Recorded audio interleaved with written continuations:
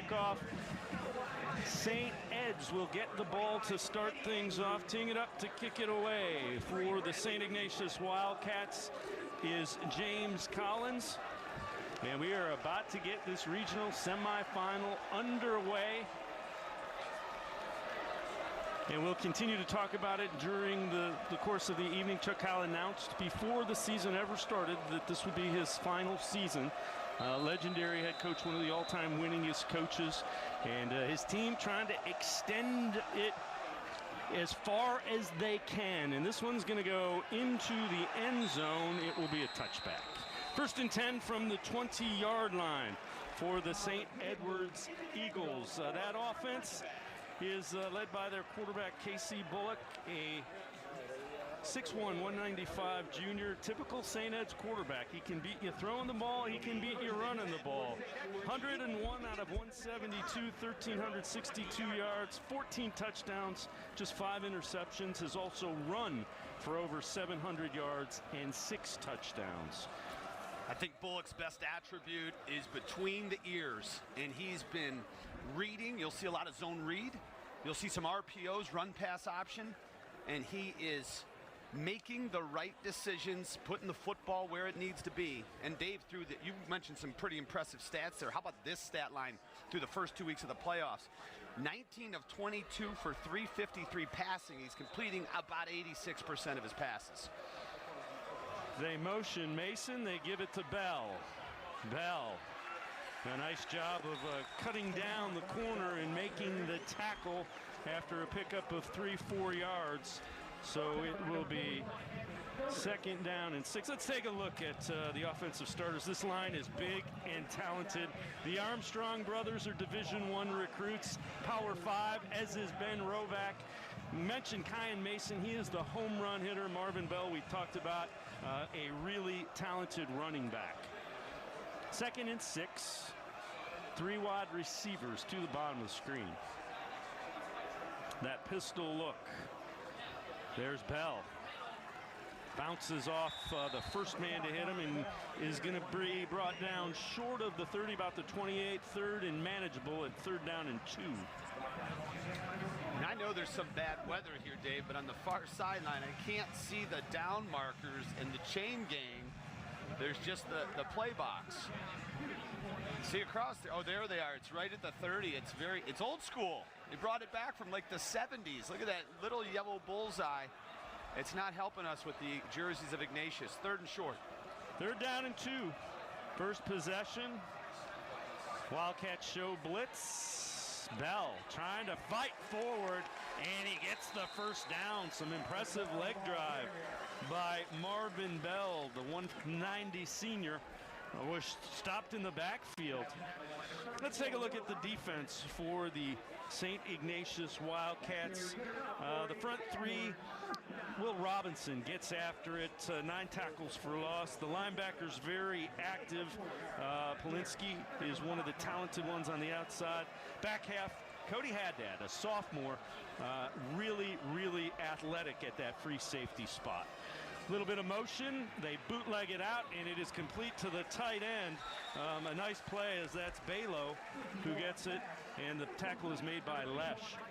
Really interesting call, and it worked. Well, listen, I love it. The first possession, you give it to the bulldozer, Marvin Bell, 3 times. And Ignatius brings everybody up. They are going to expect all helmets at the line of scrimmage, putting guys in the box to try and slow down Bell. And then you bootleg away. You run a little play action, you get it to your tight end. Balo in the game. Drew Maley, the usual starter. Not sure if he's going to be able to go. He's been banged up lately. Picked up 5. 2nd down and 5 for the Eagles. Wildcats show some pressure with their backers. And Bullock keeps it, and Bullock out across the 45. A nice run by the quarterback, Casey Bullock. This is the decision making I'm talking about. Look, he's reading the end and then pulls it himself. Excellent line blocking up front. Deontay Armstrong, the left tackle, pulling across. This is offensive lines coached by longtime head coach, or offensive line coach Dan Scanlon, has been tremendous year after year. Some think this junior class is the best class of offensive linemen they've had. And you mentioned it, Dave, 3 Power 5 guys. Ball sits at the 45-yard line of the Eagles, 1st and 10. Ooh. Movement. That's going to cost him. Yeah, Keon Mason, slot receiver. Keon Mason's so fast he can't even get back. He is a burner. And those are the type of penalties that will make Tom Lombardo a little unhappy. Yeah, especially when things are going well offensively and you have positive plays over and over and over again, as they have here, you don't want to lose momentum or yardage. Look at Ignatius with 6 on the line, and they bring them all. 1st and 15, Bullock keeps it. And knocked down back by the original line of scrimmage, so he picked up 5. Yeah, you got Lesh and Taliak. Good job at the point of contact by this offensive line, and then Taliak comes in and goes low to take out Casey Bullock. 2nd down, and we'll call it 10, just across the 45. You see the mouthpiece in the back of the helmet of Bullock there. Interesting place to keep it. Usually it's in the front by the helmet in your face mask. Again, Wildcats showing a lot of pressure this time, and they're coming. Mason. Across midfield and knocked down into St. Ignatius territory at the 46.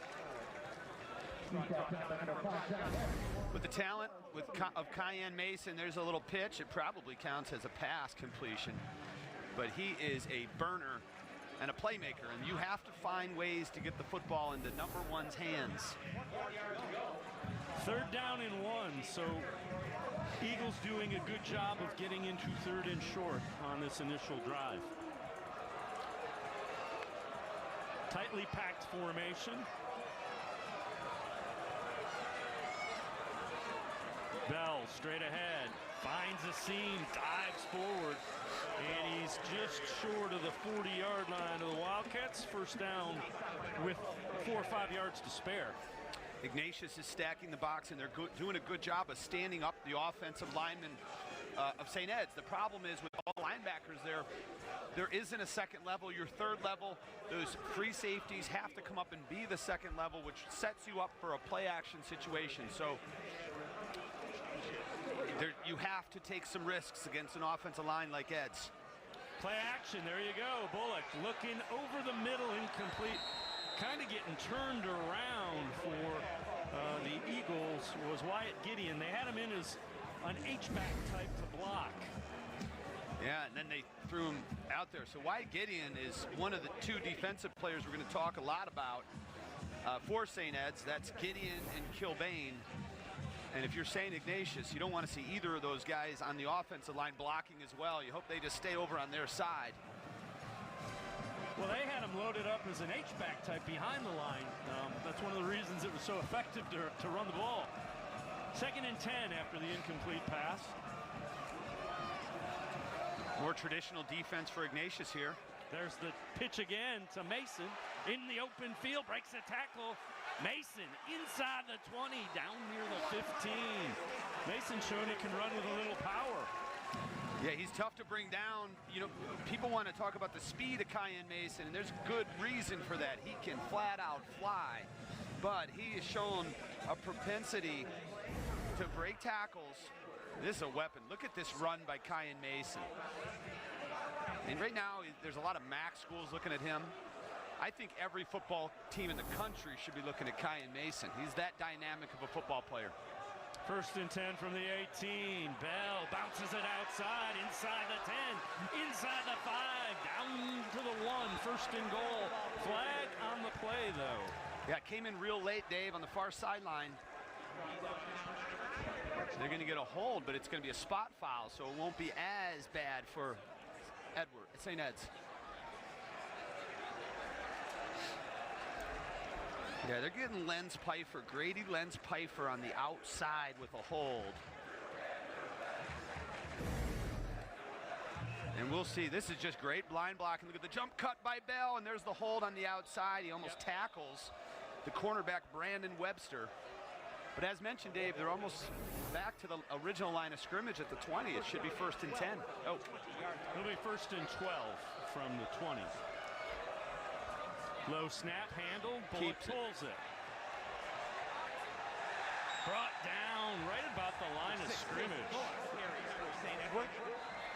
Yeah, I thought they might have gotten another hold on that side with Devontae Armstrong on that right edge. Might have lost a yard there, spotted back at the 21. Loss of a yard on the play. Second down and 13. And the crowd here is not as large as expected. I imagine the elements in the rain had a factor with that, but I'll tell you what, Dave, that tackle was on the far sideline right in front of Sea of White, which is the student section for St. Ignatius. You see it in the back there. And that was the loudest pop we've heard from the crowd yet. They are trying to get behind this defense and slow down the powerful St. Ed's offense. Pulled again.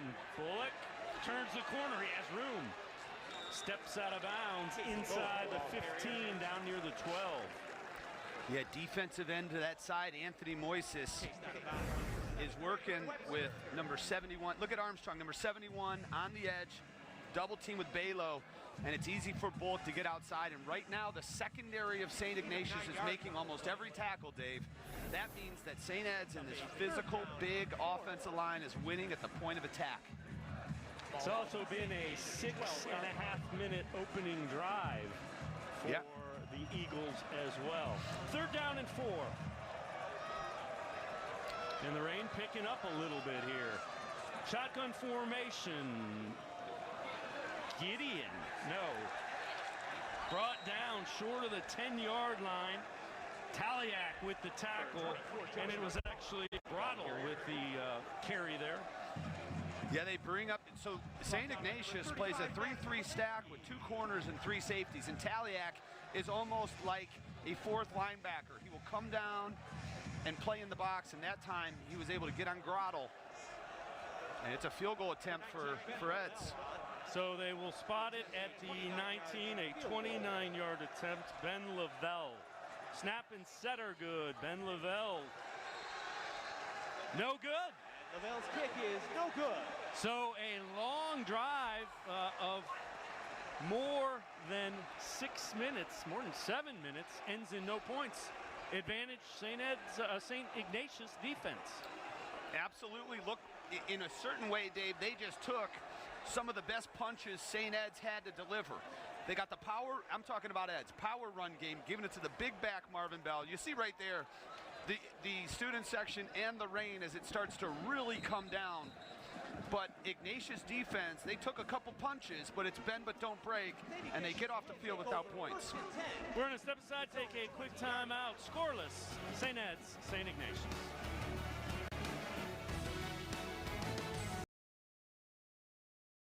As a long drive by the Eagles on their opening possession resulted in a missed field goal. So the St. Ignatius Wildcats take over 1st and 10 from their own 20 after the missed field goal. Joshua Papish is the quarterback.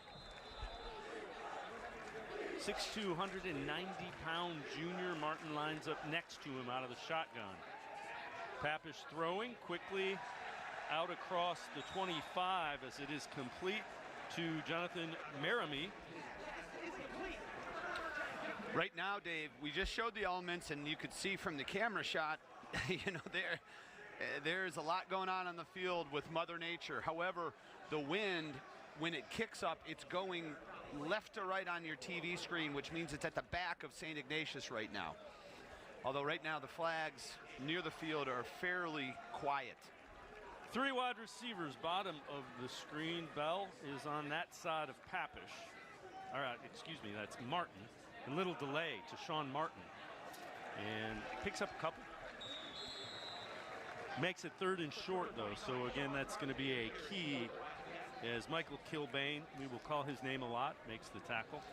If you don't call Kilbane, you're probably calling Gideon. This is the defensive ends, 47 and 34. Michael Kilbane is headed to Northwestern. Wyatt Gideon, smart kid, because he's going to Coastal Carolina. He's getting out of this weather and going down to Florida, or the Coastal Carolina, rather. But these 2 defensive ends are 2 of the best St. Ed's has ever had come through their halls. 3rd down and 1.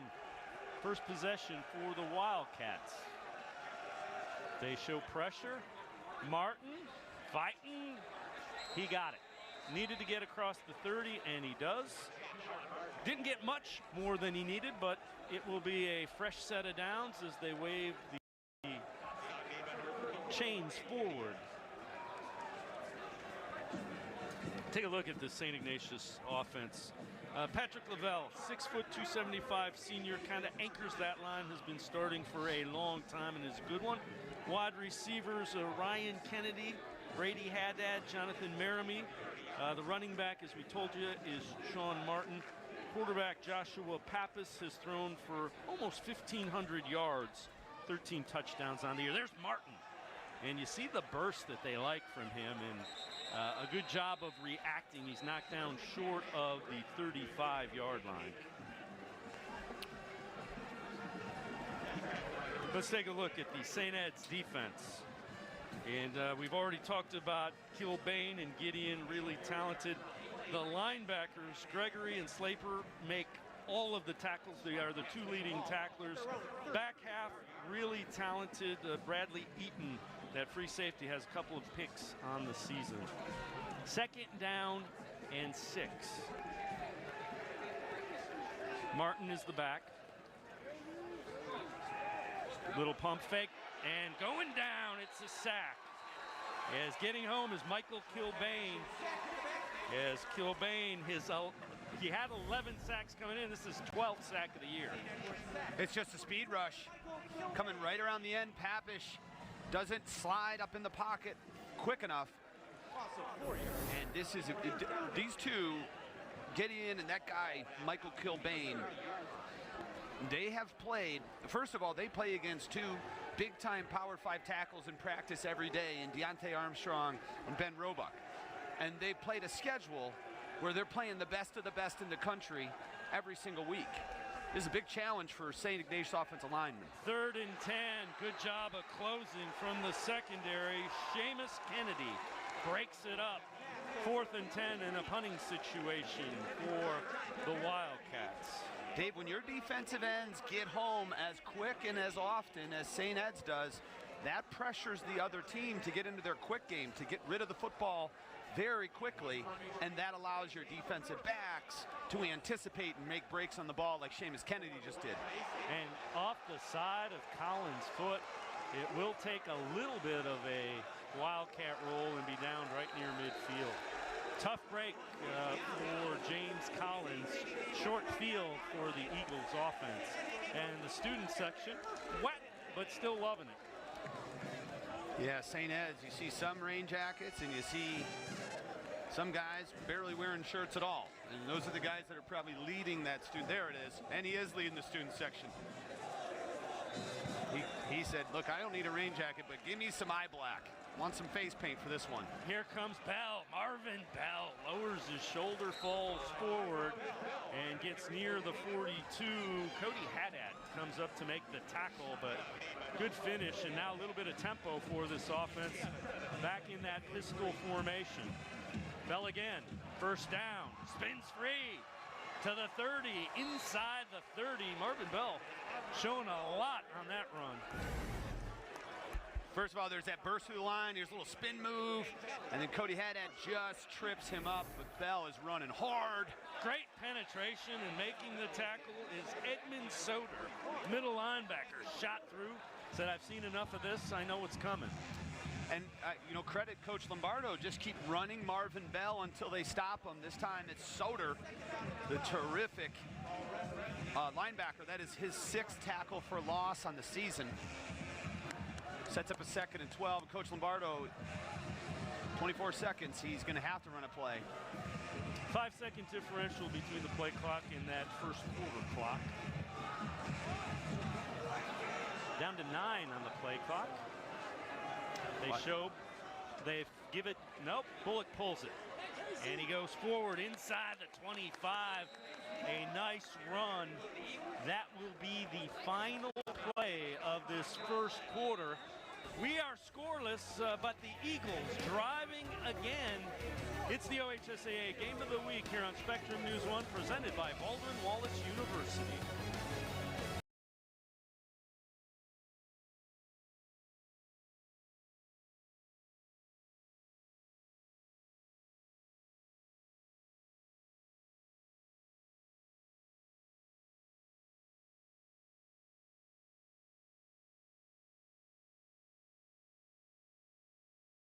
Definitive win earlier in the season. Martin, and a nice job of turning him back inside. Martin finds a little bit of a seam and leans forward to pick up a couple. Kilbane again there. Number 47 in the black jersey for St. Ed's. This guy right here he's a dynamic heavyweight wrestler as well, but one of the best defensive ends I've seen at this level. You know, there's guys that are bigger, there's guys that are faster, but when you talk about raw football, turn the tape on and watch this kid make plays. 47, I'll put him up there against anybody. Will Robinson is in as an H-back for the Wildcats in front of Martin, and he kind of leads the way. And Martin gets across the 25, short of the 30, but again, it'll be third down and short.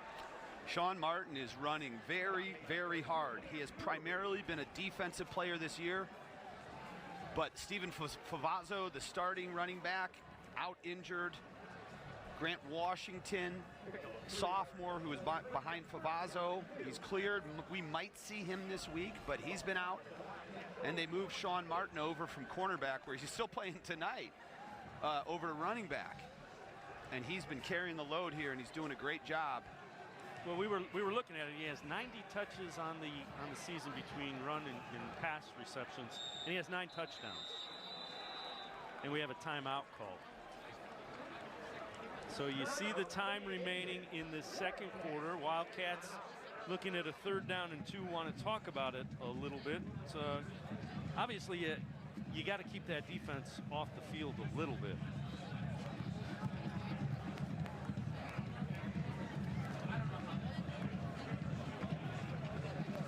I want to tell you about the Spectrum News app. Now you can take the Spectrum News 1 with you wherever you go. Do what over 1 million other users have done. Download the Spectrum News app on your favorite device or tablet. You get the latest news and weather. Watch the live stream 24/7.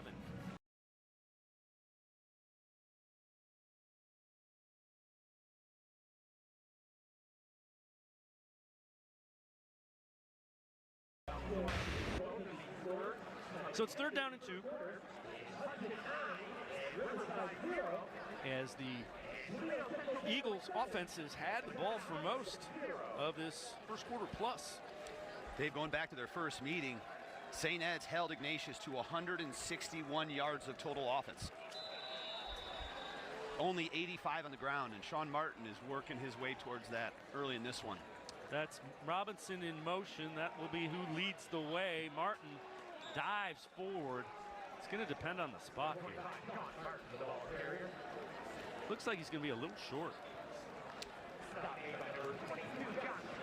It looks like St. Ed's defender, Seamus Kennedy.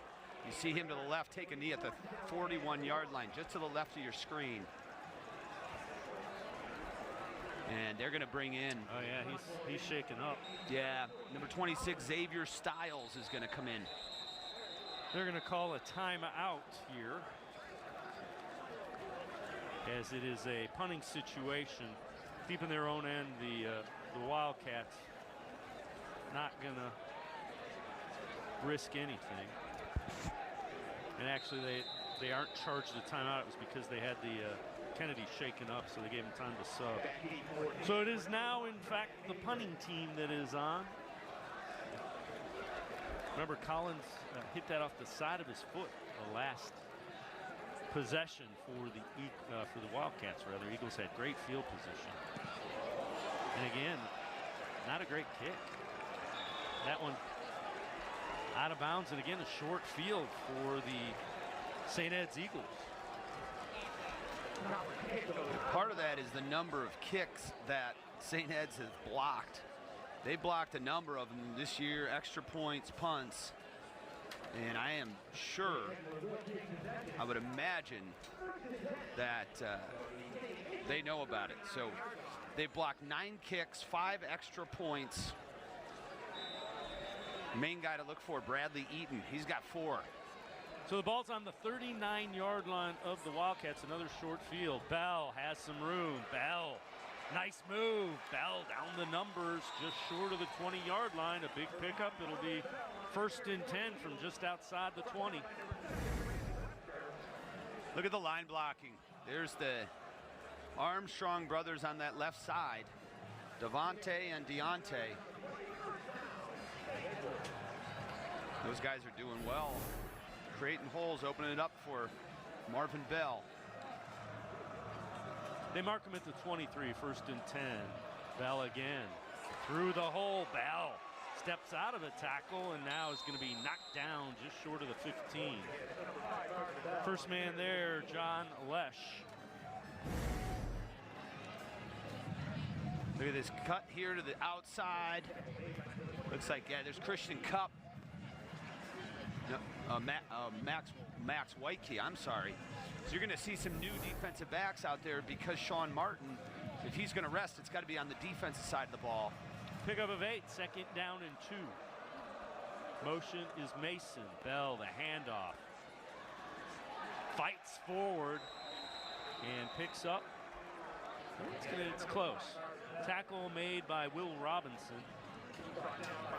And they are, in fact, waving the sticks forward. He did pick up the 1st down. There's Robinson. Headed to Holy Cross next year. 6 sacks, 9 tackles for loss coming into tonight's game. He on one side and Eugene Gibbons, the other defensive end.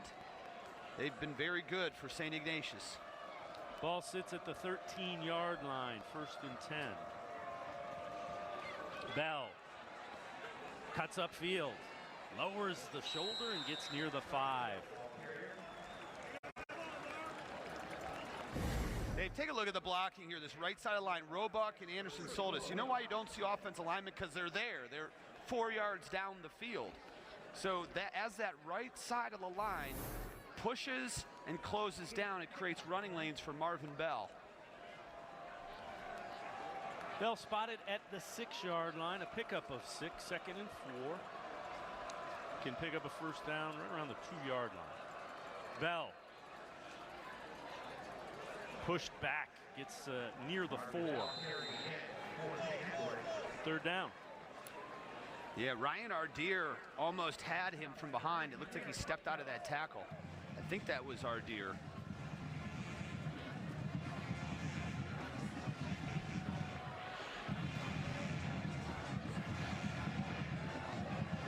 Third down and 2 from the 4.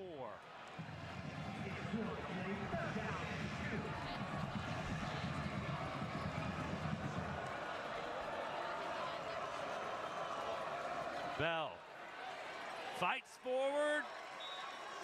Down inside the 1. It's a 1st and goal from inside the 1.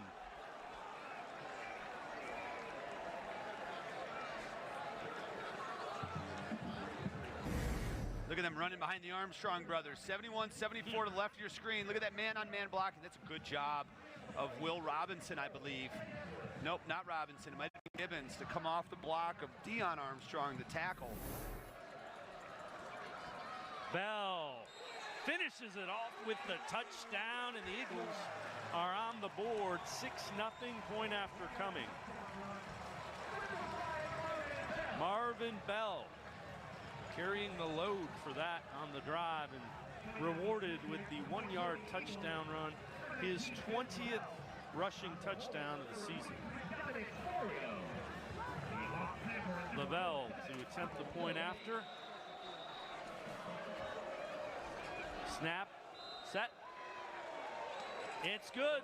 7-0. St. Ed's leads St. Ignatius midway through the 2nd quarter. It's the OHSAA Game of the Week here on Spectrum News 1.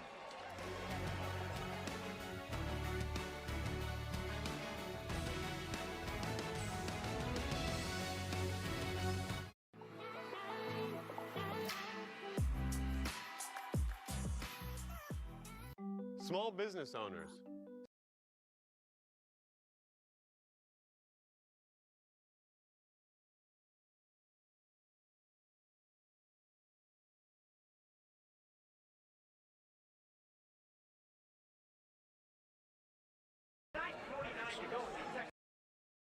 Lavelle teeing it up to kick it away. The Wildcats did return 2 kicks for touchdowns last week. Haddad and Max Ritt back deep. And both of those guys returned to kick for a touchdown.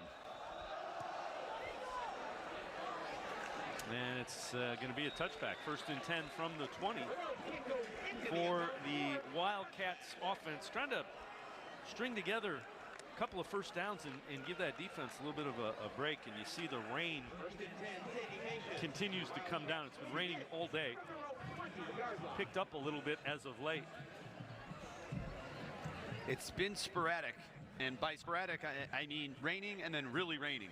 But it's pretty consistently been raining, just not quite as hard as it is right now. There's sheets coming across the field right into the face of Josh Papish and the rest of this Ignatius Wildcat offense. 4 wide receivers. They're going to give it to Martin. Nice cutback. Martin picks up 5-6 yards on 1st down. That was a great individual effort by Sean Martin. You're going to see 2 Eds defenders right here closing in on him. Little shake and bake, cuts between Gideon, Gregory.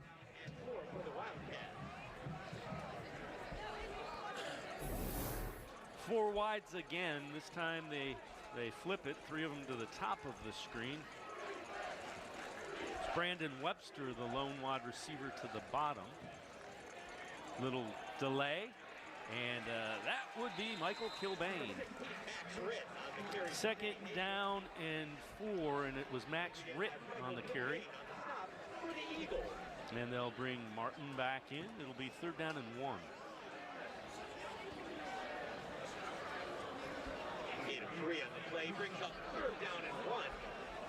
It's going to be difficult for Ignatius to throw into this rain. Although, again, I always said wind. Wind was the most difficult, then rain, then snow to throw in. 3rd and 1. Look at the number of Eagles in the box, and they're going to get movement on Ignatius. Yep, false start is the preliminary signal.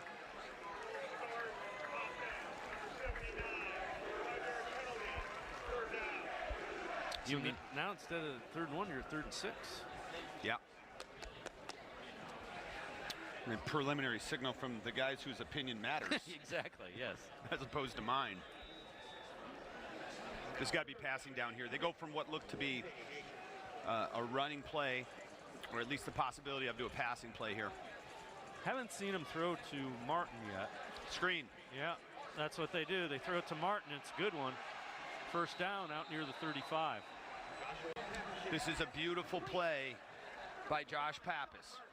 He draws the defense in, floats it over top, and he just gets it over. I think it's Kilbane. Well, you can see the way that came out of his hand, too, because of the wind and the rain. So you're not throwing the ball downfield heading into this wind. It just won't work.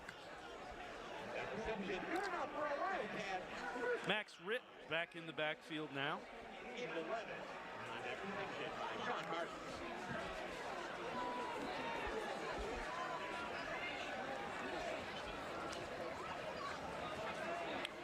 Little play action.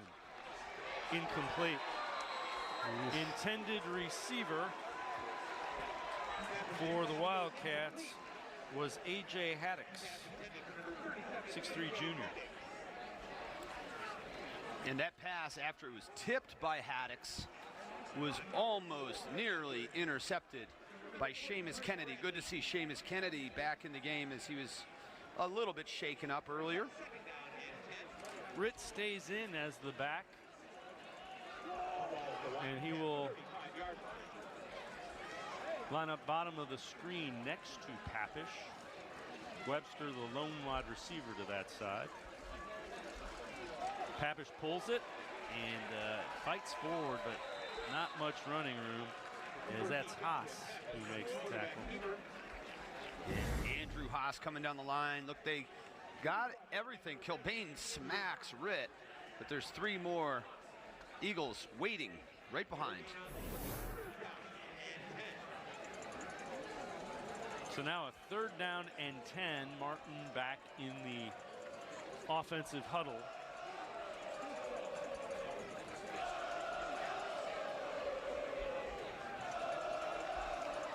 Three wide receivers top of the screen. Again, it's Webster, the lone receiver to the bottom. Corner blitz. They have single coverage for Webster, and it was really good coverage. Flag comes in. It's going to be pass interference. Johnny Hutton. And there was a lot of contact, but the safety rotated up at the last second off of that side of the field. It was a good read. Well, they brought the corner from the top. So the slot guy comes, the safety rotates to cover him man-to-man, and then you take advantage of one-on-one because your cornerback, who they call the penalty on, Johnny Hutton, is manned up with Brandon Webster. And Pete Pappas. So it is pass interference. It'll be a 15-yard penalty from the line of scrimmage. Remember, it is a line of scrimmage foul in high school, so it'll be near midfield where the ball is spotted. Coach Lombardo and Coach Pappas, longtime defensive coordinator, are really upset on the near sideline for St. Ed's. And I think what the argument was is that that's not that official's call. You know, they're pointing to the side judge saying, you're right here. There's Coach Lombardo. 1st and 10 from the 50-yard line after the pass interference call extends the drive. Martin still the back. Martin. Looked like he had a lane, and it was closed down pretty quickly by Jonathan Slaper. Watch Kilbane at the top. It's just Kilbane. I mean, he was blocked, and he just came down the line. Like 47 is darn near unblockable. It was Kilbane. Last week, he was being blocked, Dave, pass rushing, and when I say blocked, it meant somebody was holding his outside shoulder pads, and he reached it through and punched the football out of the quarterback for a fumble. So even when you hold and block him, he can still make a play. Pick up a yard, 2nd down in 9, inside of 3 in this first half. Not much running room again. Shut down Gideon there, along with Haas, Slaper. Fill in the holes. You know, you mentioned earlier that Gregory and Slaper, the 2 linebackers, lead them in tackles. And my question is, how do they get opportunities? They both have over 120 tackles on the year. Okay, but how does anybody get past this defensive line? Because they can't even get to the 2nd level. I mean, stats don't lie, but neither do my eyes. And this defensive line is playing lights out. And then you rotate number 11, and he's going to play right side here, defensive end, Robert King. So you got Regovich, King, and Haas, who will have a healthy 3-man rotation, keeping them fresh. And they empty it out, 3rd and 9. Oh, what a move by King. Pappas scrambling, brought down Wyatt Gideon. Back in St. Ignatius territory at the 49.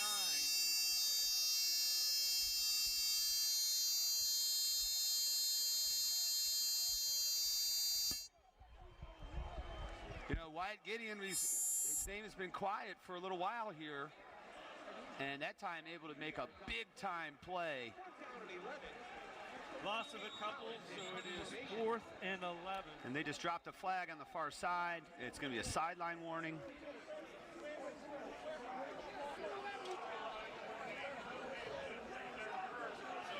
Sideline warning. It'll be 4th down and 11. Now, and St. Ignatius is walking back, and the official's like, no, guys, sideline warning's just a warning. It's not an actual penalty until you do it again. So James Collins lining up in punt formation.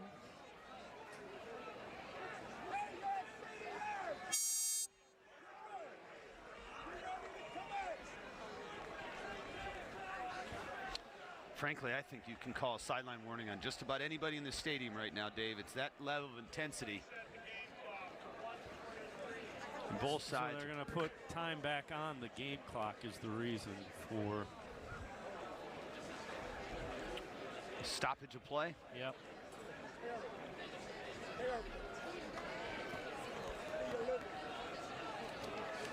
Again, Collins has had a couple of punts that have not traveled as far as he would like.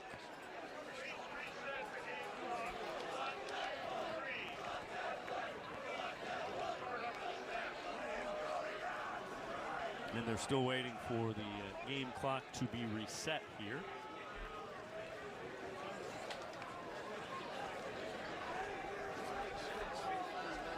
Well, you know, Ryan, if you're St. Ignatius, you're trying to keep it close and see if you can come up with a big play or two. Yeah, and they've done that, frankly. Yeah, I mean, they're only down 7 here. They're going to punt it away at 1:30. They get the ball coming out of the half. If you're looking at St. Ignatius, they need to get a good kick here. Oh, the snap is bobbled. The ball is stripped. It's loose. It's picked up and knocked out of bounds. A nice job of getting there and coming up with the football. I believe that was Bradley Eaton, the guy you talked about as being the guy that blocks the kicks.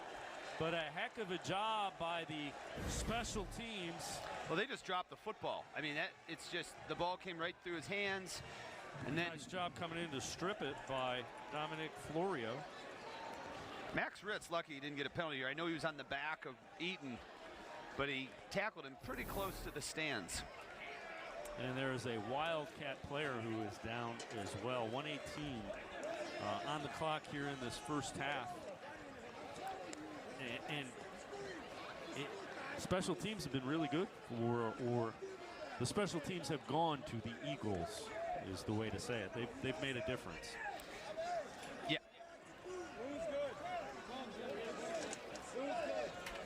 And that was very interesting, though. And you see that under the white hat there, potentially looking for players. It's Kevin Stefanski. And not that there's anything wrong with the Browns players. I'm just saying he's probably seen what Michael Kilbane, his body of work, and he said, I want to see this guy up close. We've had some injuries on the defensive side of the ball. J.O.K.'s not playing this week. That's what my man Dave told me. Yeah. And maybe Michael Kilbane can step in. What do you think? Well, the concerning thing is the guy they were looking at is the kicker and the punter, James Collins. So 1:18 remaining in this half, and again, a short field for St. Ed's. They took advantage of that last possession when they put it in the end zone when they took over at the 39. This time they'll take over at the 33 of St. Ignatius. Mason gets the little flip. And a nice job of crashing in and making the tackle by Haddad.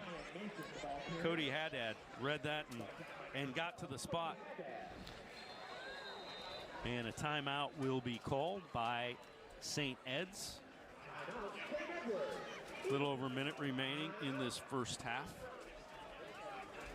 Well, this is going to be critical for both teams. I think this is a big possession, because St. Ed's would like nothing better than to make this a 2-score game going into the half. And if, as we said, Dave, Ignatius, if they can keep it where it is, they're one play away from a tie ball game. Yep. But they've got to figure out where that explosive play is going to come from, because right now it appears for St. Ed's defensively that they have about 14 guys out there, and 2 of them are wearing number 47. The other thing is you have to find a way to manage the punt game, because that has given St. Ed's repeated short fields, and this offense is too good and too effective to continually put them in 40, 45-yard fields. They're going to put it in the end zone if you do that. There's Bell. Bell trying to get outside, turns the corner, and a good job of recovering. It's Haddad again. Cody Haddad makes the tackle, but inside the 20. Fresh set of downs. You look at Marvin Bell. He's known as a power back. Look at the jump cut, but it's the speed. It allows him to get to the outside, and then I think Cody thinks he's down out of bounds here. He just kind of throws him down, but he ends up getting 3 or 4 yards. Yeah. Cody Haddad, only a sophomore. You don't see them playing very often at St. Ignatius. You saw Bell fall forward and pick up another 3-4 yards. Ball spotted at the 17. And they stopped the clock. Bell. and that time it's shut down for a short gain. They keep motioning Mason, and that gets the defense's attention. Timeout with under a minute remaining in this first quarter. It's a nice play by Will Robinson on the edge. Will Robinson is playing a whale of a game for St. Ignatius. And that's a big challenge. I mean, he's going up against Ben Roebuck. Look at number 34 to the right of your screen and going up against 76. And just coming off. Nope, not 76. I'm sorry. He's going up against the tight end, Balo. Ben Roebuck's going to come up here and, like, I got my block. I put my guy on the ground. Yeah, we mentioned the Armstrong brothers and Ben Roebuck are both, all three, are big-time Power 5 Division I recruits, and you see why. This looks like a college offensive line. Yeah, they're very good. They're very good. Not only are they big, they move their feet. Everything you look for in offensive linemen, those guys check the boxes. Pickup of a couple, 2nd down and 8. 2 wide receivers to the bottom of the screen. Mason is in the slot, the speedy Kyan Mason. That's the motion man. Little reverse bootleg. Bullock into the end zone, incomplete. Intended receiver was Brian Sullivan, and he had him. He just came up short with it. Good call. Yeah, it was a good play call, and he's just open right there in the end zone. Taliak doesn't know he's there. Yeah, he snuck behind him. It might have been because he ran the route too deep. 3rd down and 8 from the 15. Actually, we'll call it the 16.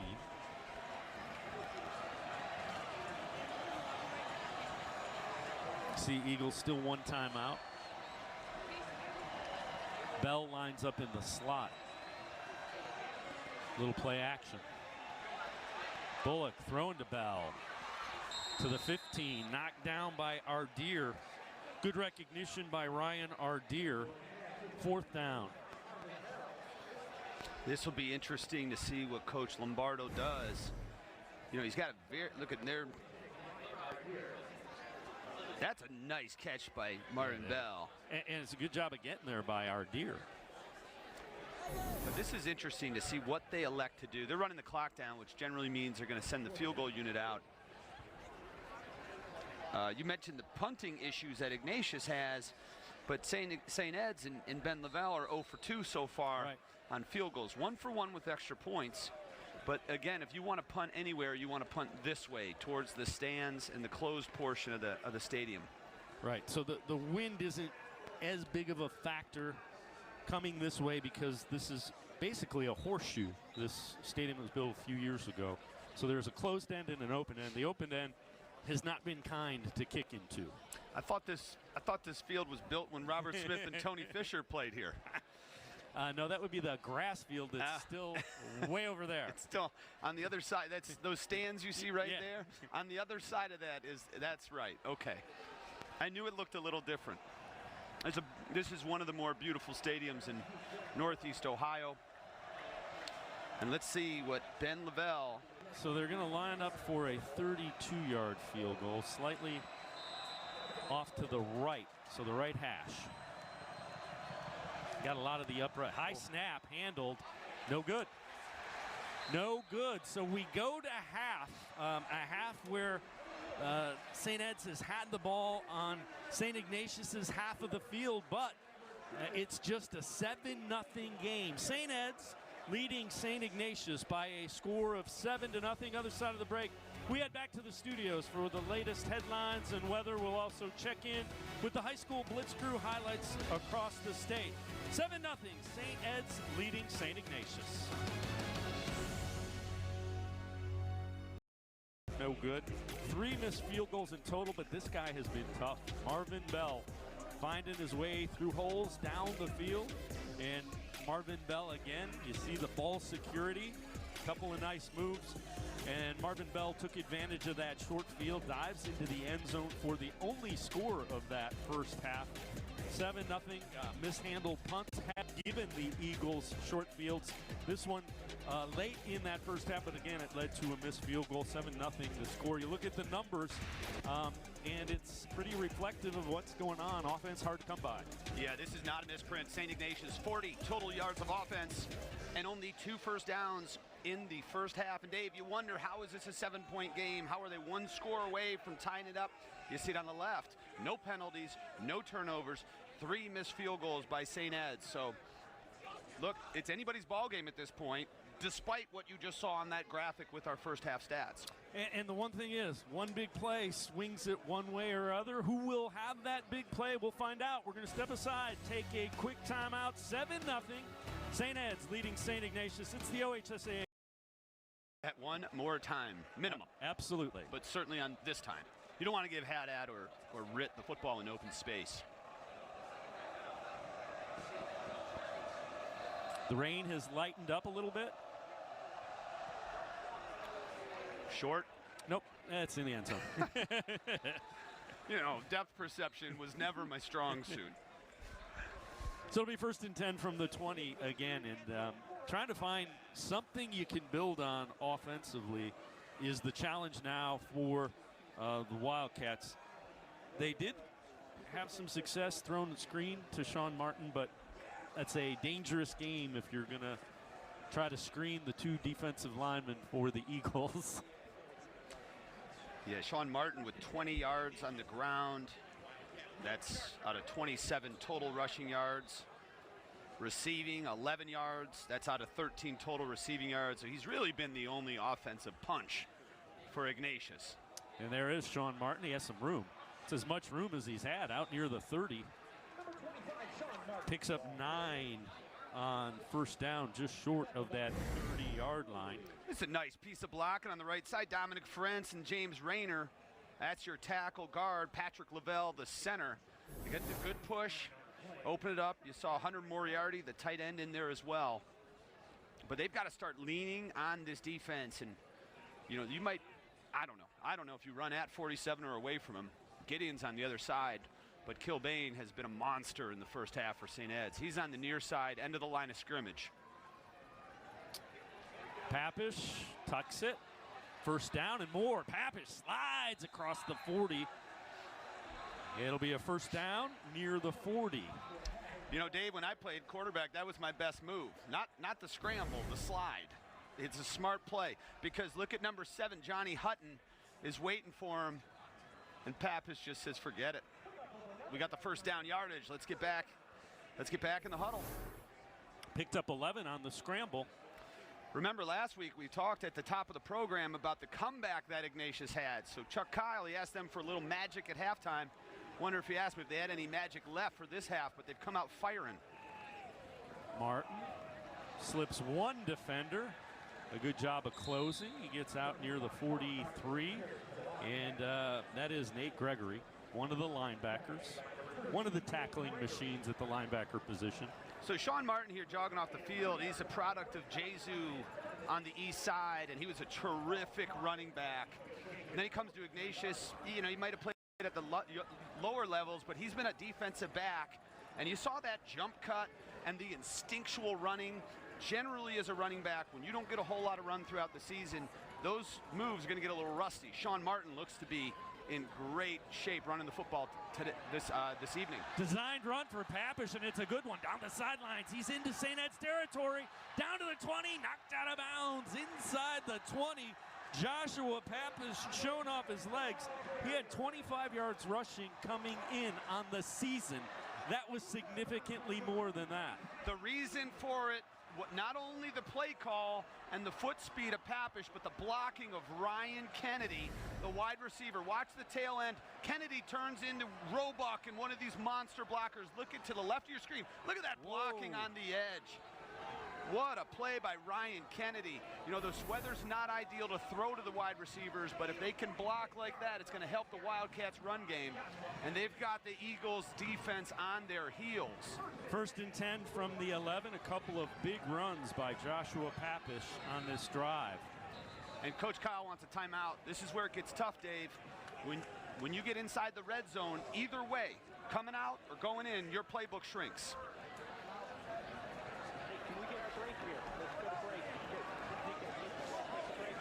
So a timeout on the field. We're going to step aside and take the timeout with them. 7-0 Wildcats driving. Welcome back to Euclid Community Stadium. 10:01 remaining in this third quarter. The Wildcats inside the 15 at the 11-yard line, trying to tie this regional semifinal up. Martin is next to Papish, who's been effective running the ball. And here's Martin. And there is the defense, led by Slaper, Jonathan Slaper, Michael Kilbane. Great penetration. Yeah, look at Slaper up at the line of scrimmages, just goes across the face of Ferentz into the backfield, and if he didn't get him, Kilbane would have. Bradley Eaton also with some penetration all the way back to the 16-yard line. St. Ed's has had some terrific linebackers as well over the years. Slaper and Gregory. And unfortunately for St. Ignatius and everybody else on the Eagles schedule, Slaper's only a junior, Gregory only a sophomore. Maramie and Webster to the bottom of the screen. That's where he's looking. Papish overshoots Webster.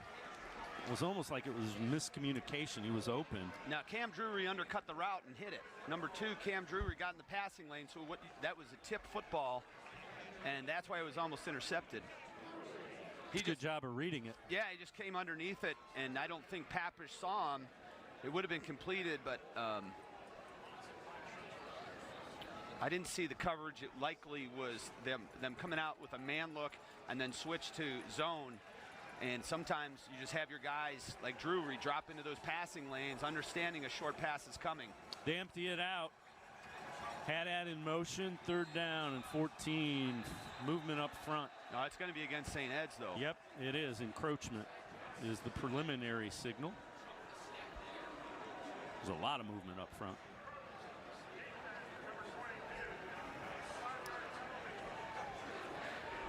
And it is encroachment, so that will make it back to the original line of scrimmage, the 11. They can pick up a 1st down around the 1-yard line, being the St. Ignatius Wildcats. We're called 3rd down and 9 from just outside the 10. Martin back in.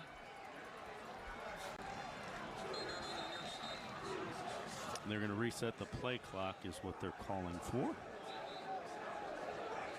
Now we're set.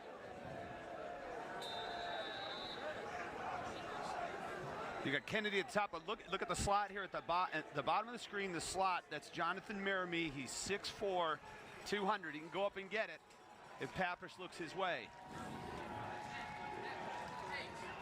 Handoff goes to Martin, trying to bounce it outside. The defender slipped. Martin cuts it up. Short of the 1st down, inside the 5. Decision time now, 4th down.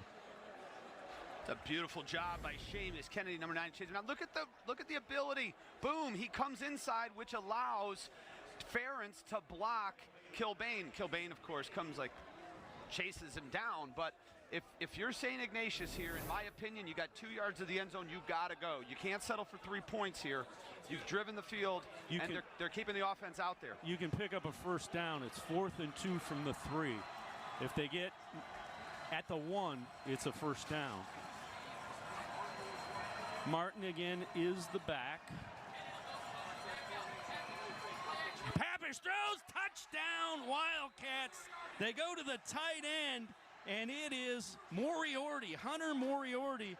Only his 11th reception of the year, his 1st touchdown. 1st touchdown of the season. I think a flag came in late.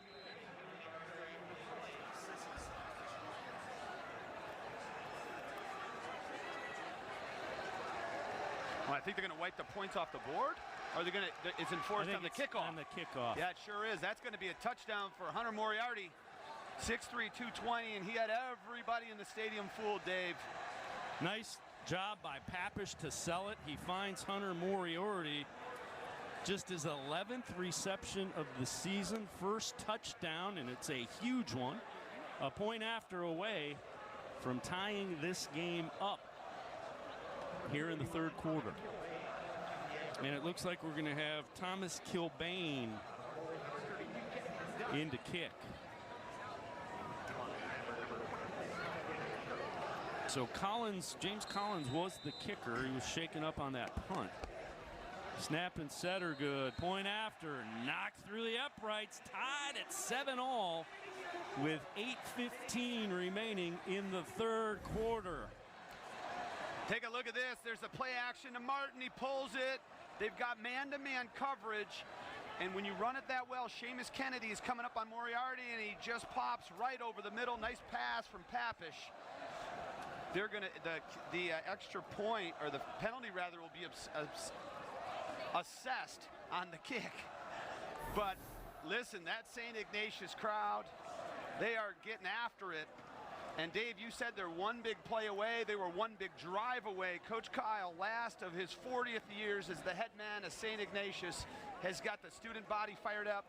And frankly, Dave, we're here in Euclid. I'm sure Skinny's Bar down the street, Trade Winds, Muldoon's, they're all packed watching this game. And right now, the coach, the old ball coach, is giving them everything they want.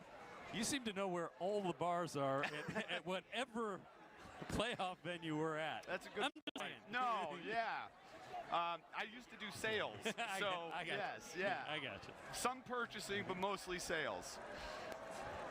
But what a game! You know, a lot of people, Dave, looked at that first game, the 48-6 matchup in Week 7, and they're saying, you know, St. Ed's is going to come in and steamroll St. Ignatius. But the people that know the game, the people that understand this rivalry, know every time you throw the records and you throw past history out, and you just play with the kids on the field. And that is picked up, but his knee was down, so he will be marked down back at the 25, and that is the correct call. That's a good call. His knee, when your knee goes down in high school, you are down. You can't put your knee down and pick it up. And Bradley Eaton put his knee down when he picked up the football. And St. Ed's, again, their coaches are pointing at the near side judge, saying, this is your call. That official was 53 1/3 away, but, you know, It doesn't mean that the guy further away didn't have a better vantage point or see it clearer. Not to disagree with the coaches from St. Ed's. You know, it's just an observation. So the ball will be back at the 25-yard line. It'll be 1st and 10 from the 25.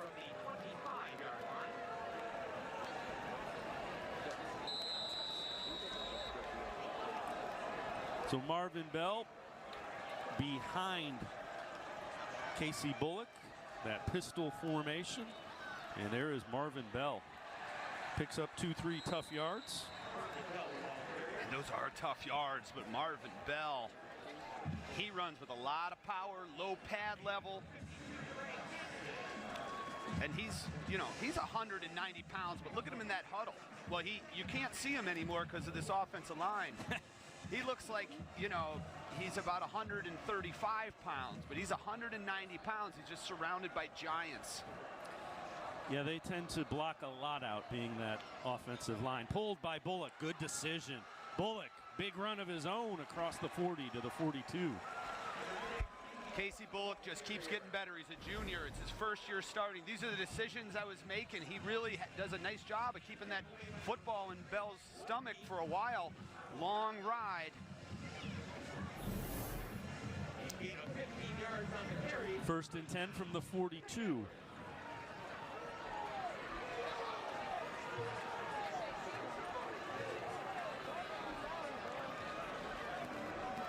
Mason switches sides of the field. He's in the slot, bottom of the screen. Play action.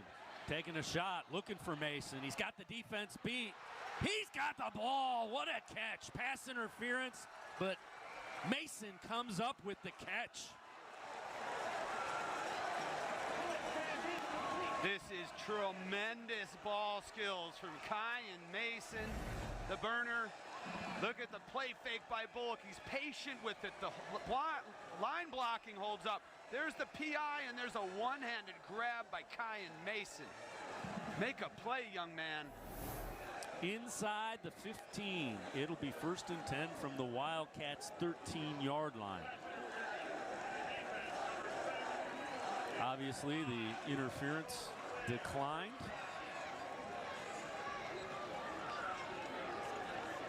Kyan Mason is one of those talents that are rare, and you're going to see that here come the chain gang. Look, they've got new chains now. They got rid of the old school ones. Because they couldn't see them. I couldn't. Yeah. But I'm old. But they've got new chains. They got to get those set. They are. Wonder where those chains were in the first half. So Bell is lined up behind Bullock, that pistol formation. There's Bell through the hole. Bell fights forward inside the 5. You know, we talk a lot about the offensive line and those 3 Power 5 guys, but that time they ran right over Anderson Soltis, the 6'3", 295 senior, and Ricky Wolverton, the center. Here's Bell again. Fights forward. Again, they can pick up a first down if they get inside the 3. He's going to be a little bit short. It'll be third and about a yard, maybe even less than a yard.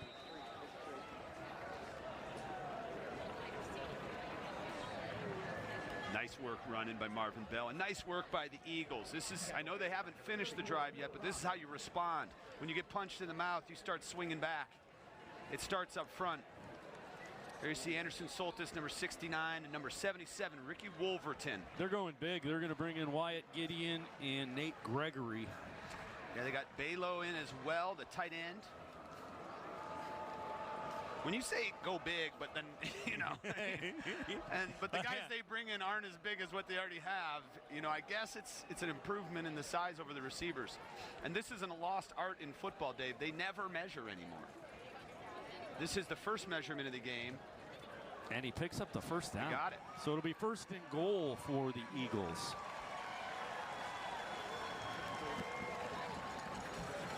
Well, they're putting in linebackers and defensive ends for wide receivers. So Yeah. they're going big. There.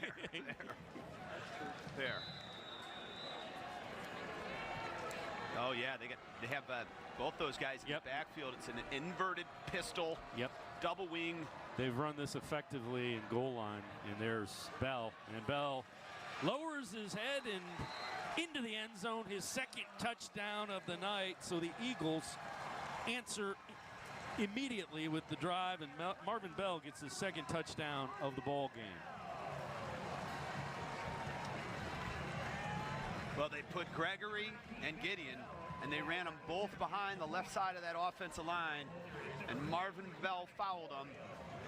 And extreme leg drive on contact. Ed's back in front. Lavelle to attempt the point after to make it a 14-7 lead. He knocks it through, so the Eagles respond. And here's another look at the touchdown run, 2nd of the night from Marvin Bell. You look at Gideon, pulls across. Soltis pulls across. Marvin Bell smells the end. Look at the block by 74 here on number 90. That's Deontay Anderson. He took him, you see the ref looking at it. He took him deep into the end zone. Marvin Bell continues to run the ball effectively for the Eagles. Has scored his 20th and 21st rushing touchdowns of the evening tonight. Puts the Eagles back ahead 14-7. And I expected him to have 25 to 30 carries. He had 16 at the half. And he did the lion's share of the work for the Eagles on that offensive drive. And we'll see if Ben Lavelle says no return for the 3rd time out of 3 attempts tonight, with Ritt and Cody Haddad back deep.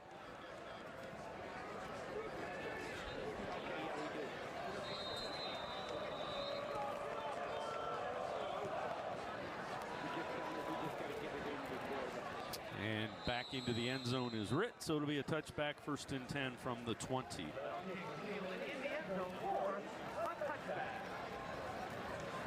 Second possession of this 3rd quarter for the Wildcats. Joshua Papish had some success running the football on that first drive, that touchdown drive.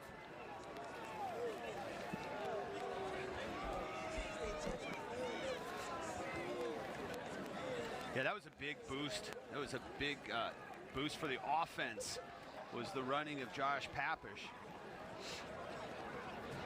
And I'm sure that will now become the focus of this uber talented St. Edward defense.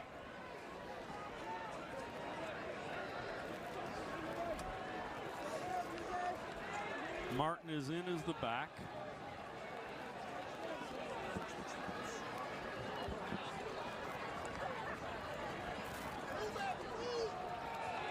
There's Sean Martin. Lowers his head, gets about 4 on first down.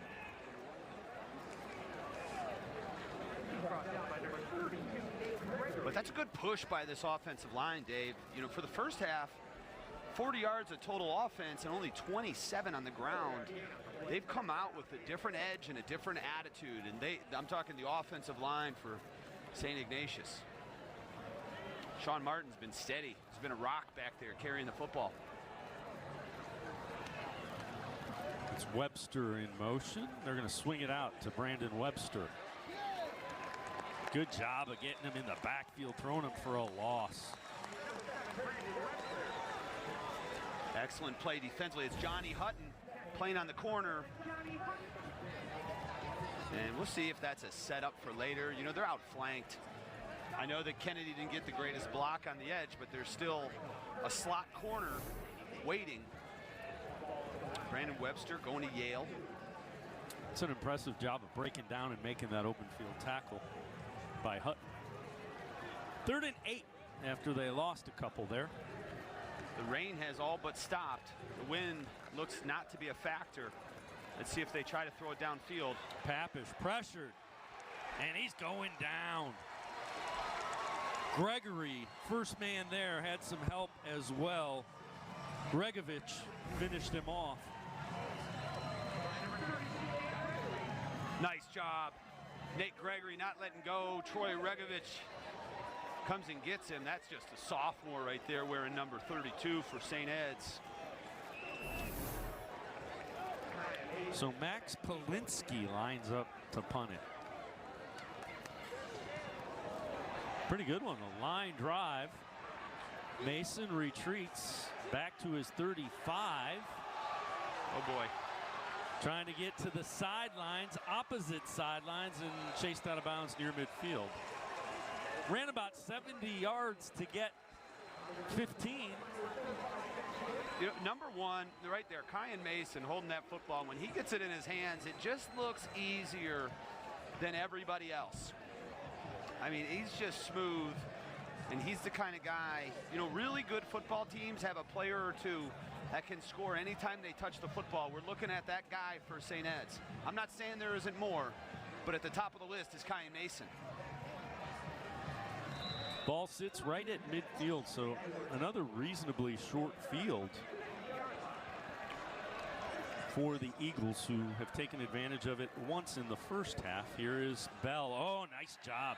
Penetration and a great open field tackle by Edmund Soder. He got a hold of that leg, one letting go, loss of a couple.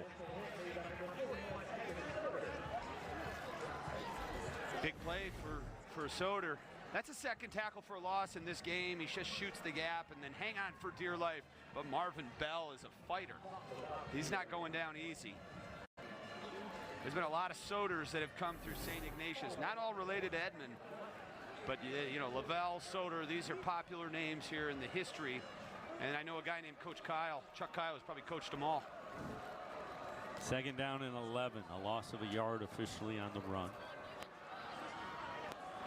There's Bell trying to get outside. Cuts upfield, but again, good job of keeping contained. Whitekey rather. Max Whitekey makes the tackle. The one thing that stands out to me and hasn't been discussed enough is the ball handling skills of Casey Bullock. You know, he just has a way of, whether he's keeping it or handing it off, he gets you to freeze, and then he can take advantage, or his running back can take advantage of your stop and start because of his ability to hide the football. The kids don't know who I'm talking about, but there was a quarterback named Steve DeBerg who is probably the best in the NFL at play fakes. Bullock steps up, taking a shot down the sidelines. He's got it. Mason inside the 10. Number 1 showing up on the outside again behind the defense. Dave, remember when I said he does things and he makes it look easy? This is a extremely difficult catch. Leaning back, and not only does he bring it in, never loses stride, just runs out of space. Kai and Mason making an impact for the Eagles. Inside the 10, it's spotted just inside the 10, so it's first and goal. Inside of 2.5 in the third quarter. Eagles trying to push it to a 2-possession lead.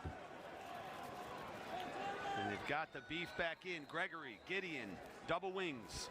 Timeout.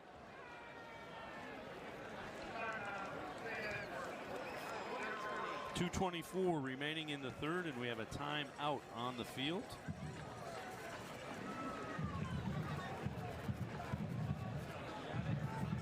This has been a solid response by St. Ed's, not only after the initial touchdown, but then after the punt, coming right back. And this, they're playing determined football right now, are the Eagles. Well, the weather in Ohio may be unpredictable. See the first half of this game if you don't believe me. You can always count on Weather on the Ones, the latest forecast, always less than 10 minutes away. Our accurate and experienced team of meteorologists have the latest forecast, insights, and perspective. You can trust every 10 minutes continuously during severe weather. You can count on Weather on the Ones only on the Spectrum News 1 app, as well as on Spectrum News 1.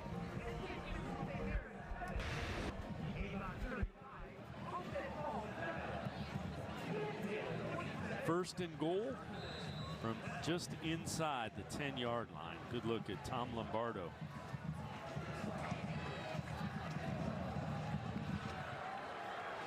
Bullock pulls it.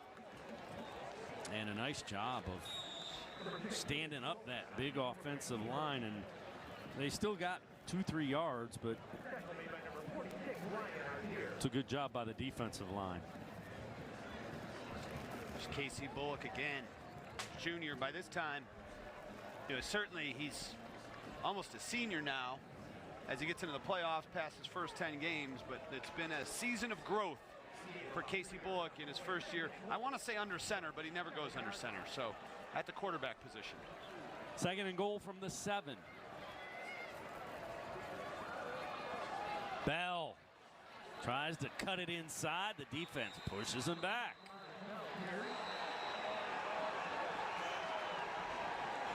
That was a late tackle. It was Garrett Butchko. But, you know, the thing is, Dave, when you're locked up like that and you're pushing somebody back, to untangle and to not go down to the ground is difficult.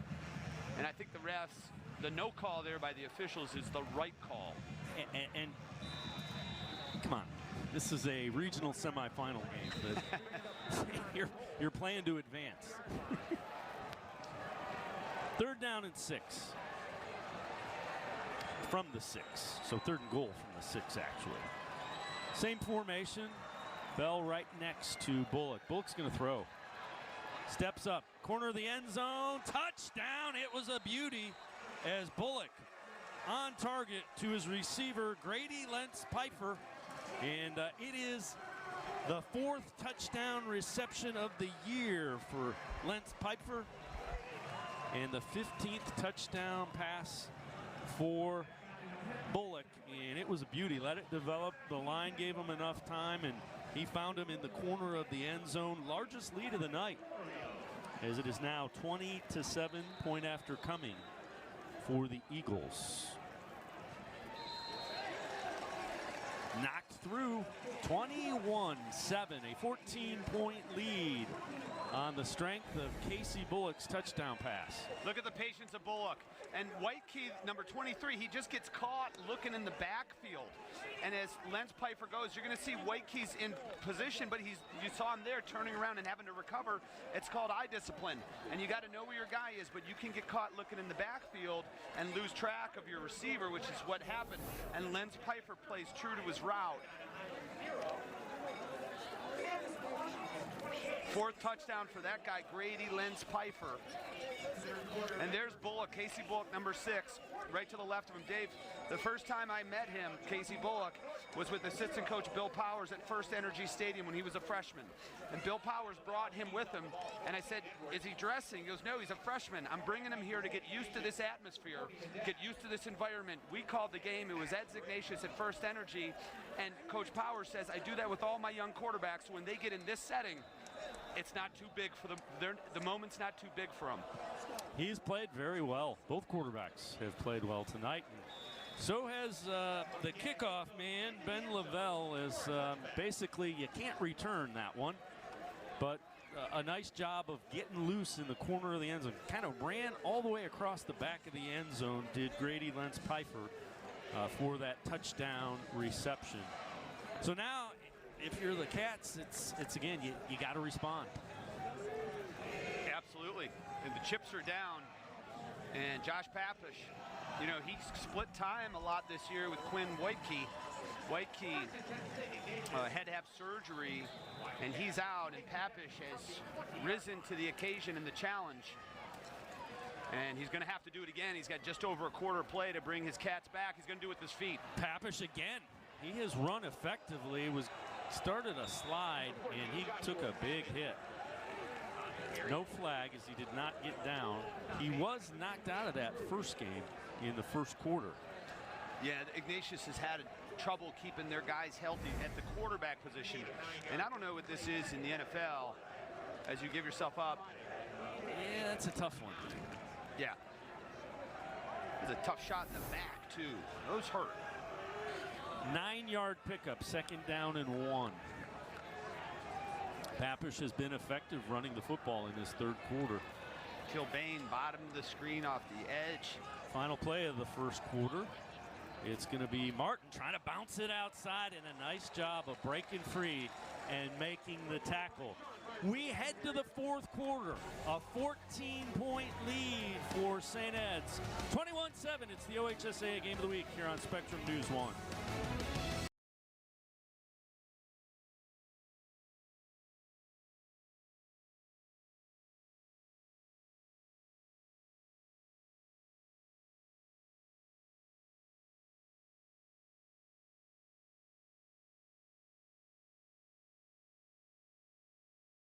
It's set to begin the final 12 minutes. Eagles with a 14-point lead. Ball at the 31. They swing it out. Nice open field tackle. Coming up to make the play is Hutton. Johnny Hutton is really good. I've only seen a couple of quarters. He's really good in the open field. Yeah, Johnny Hutton's come up and hit. He's a defender that is not afraid to come up and make plays. Coach Lombardo said he's one of his better cover guys, but it looks like one of his better tackling guys on the edge as well. No gain, second down and 10.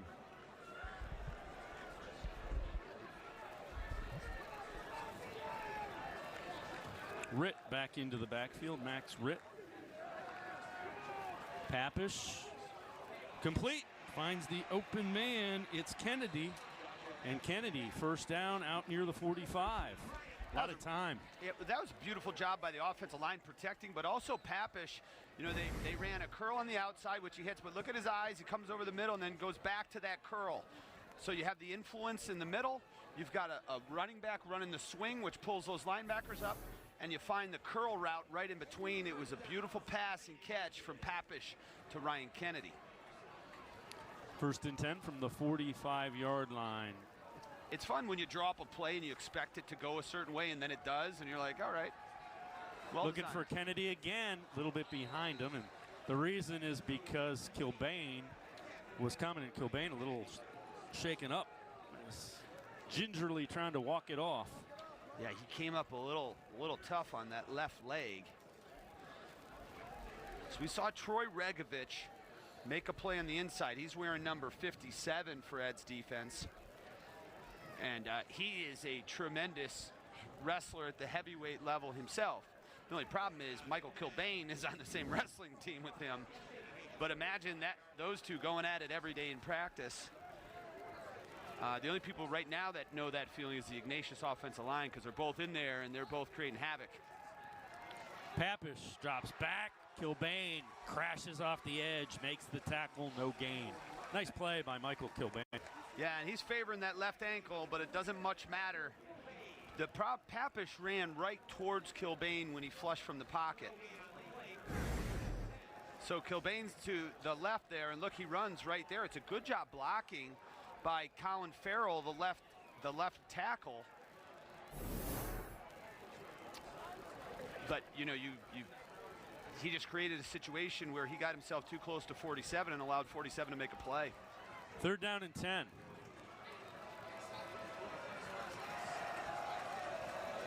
Haddad in motion. You're gonna get it to Cody.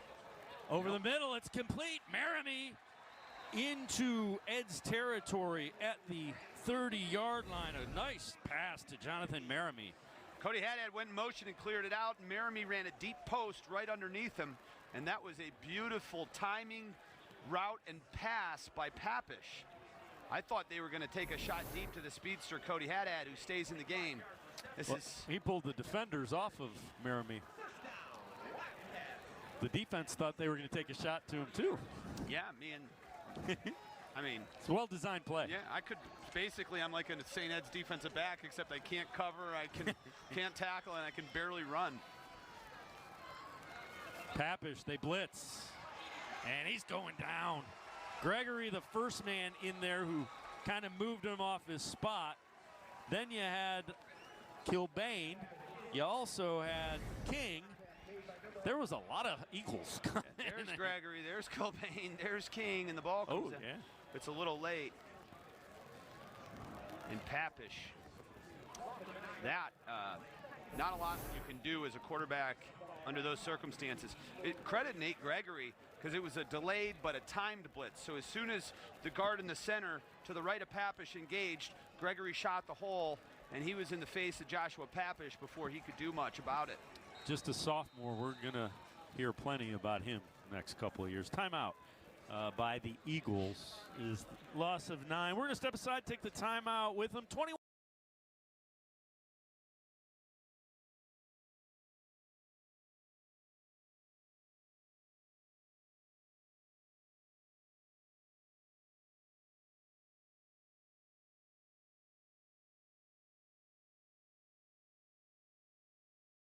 One. 2nd and 19, and Ryan, we've talked about this St. Ed's defense. It has been constant pressure, as it usually is by this defense. Well, that starts right there with 47 coming off the edge. And we haven't talked a lot about 34. That's Nate Gregory, 32. Troy Regovich. That's, I mean, do we just, a lot of guys. Just call them all of them? Yeah. 2nd down and 19 from the 40-yard line. Papish has time down the sidelines. Oh, a nice pass. He kind of threaded the needle between two defenders, and a couple of the Eagles ran into each other. Yeah, that's Seamus Kennedy coming off the hash. Look at number 9 come and make a play here. And he gets a hand on it, knocks it away from Merrimee, but they were going to the 6'4" receiver. And Seamus Kennedy, again, a little bit shaken up on that play. 3rd and long, I look for them to take a shot again. Yeah, 3rd and 19, the question is do you try to get a little bit of it back and consider it, 4-down territory? Yeah, it's possible. They motion Haddad out, empty backfield, pressure coming. Papish throws on the run. He's got his man. 1st down near the 20. It's Merrimee. You know, Dave, you see who makes a tackle here. This is what makes playing a team like St. Ed so difficult. It's Wyatt Gideon. So they're bringing linebackers. This is a college pro-level defense here that Coach Pappas is running, but they're bringing linebackers. They're dropping defensive ends into coverage, and makes it very difficult for a quarterback to read this. And they're going to call it 4th down. They mark him short, yeah, which is interesting. I thought he got across the 20, but they mark him just short of it. And a timeout to kind of talk about it. So it is definitely 4-down territory from this spot on the field. Was this St. Ed's that called the timeout? I didn't see who they motioned to, but either. If you're saying Ignatius, you want to hold on to those timeouts. So they say it's an official timeout. They're going to get a measurement, is why. Just when I say that the measurement is a lost art in football, we've got 2 of them in the same game. Yeah, I thought that the ball was across the 20. We're not exactly even with it, so I thought he was going to be a little short. It's got to get to the 20. I thought it was past the 20. So it's about a half a yard.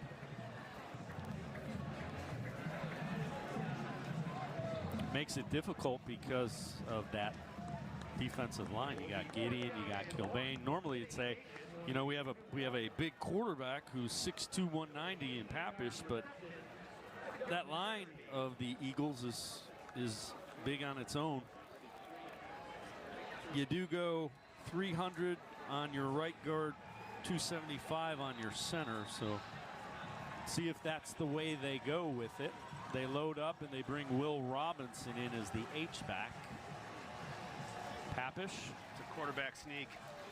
And yeah, they're walking past the 20, so it will be a first down. So they convert on 4th down, get a fresh set of downs. Trying to cut this back to a 1-score game, and they're going to get to the line of scrimmage quickly. Yeah, you see right there, we're under 8 minutes, which sounds like a lot of football. But the first drive from St. Ed's ate up 7.5 minutes. They've got a great 4-minute offense. Ignatius has to start thinking about the clock. Oh, a nice job is cutting in to make the tackle defensively. Cam Drury hit Martin basically in the backfield. He's able to dive forward for a pickup of a yard or 2.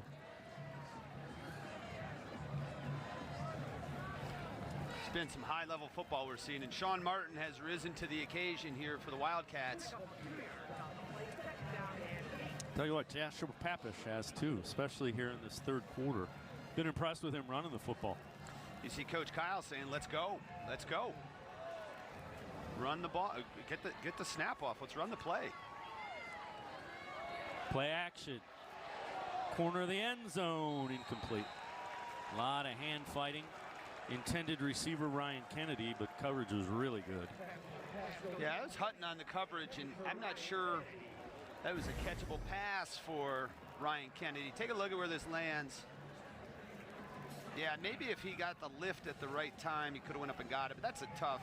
Yeah, I mean, I see why Coach told you Hutton was one of his better cover guys. He's played outstanding on this defense. 3rd down and 8 from the 18-yard line.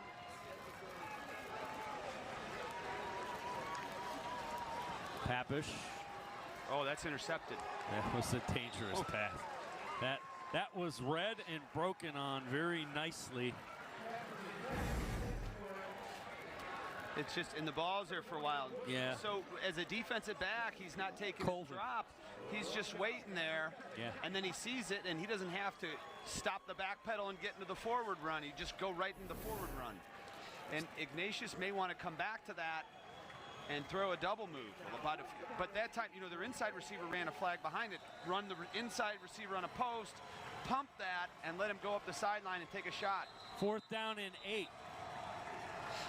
Huge play, and the fans on the Eagles sideline are pounding on the aluminum bleachers in front of us. Well, this could be the game here, Dave. This is a big play. Pappish. He's going to go down, sacked back at the 30. A nice job. First man there, Bradley Eaton, the free safety, came and got it done. Unbelievable. Bradley Eaton getting in there along with Slaper. And Bradley Eaton makes one of the bigger defensive plays of the game. So they turn it over on downs. The Eagles offense will now go to work trying to chew up this clock. Expect a heavy dose of Marvin Bell. There he is. Bell cuts it outside. Bell across the 40. Another first down. Another tackle by Cody Haddad. But the offensive line for St. Ed's is taking people downfield. Look at number 77. There's a double team. Nice tackle there by Haddad. But that Ricky Wolverton and Devontae Armstrong are starting to lean on this defense of St. Ignatius. And that's always the thing when you play St. Ed's is, do you get worn down by the size and physicality of their offensive line?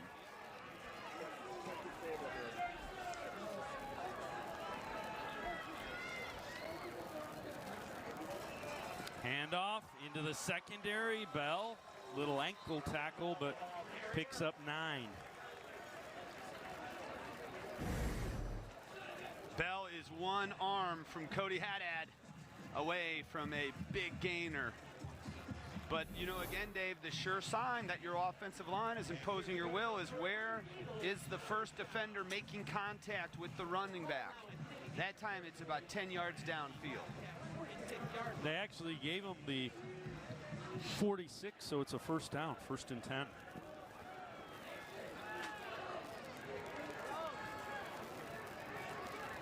Bell again. Oof. Haddad hits him, and Bell falls forward across the 40.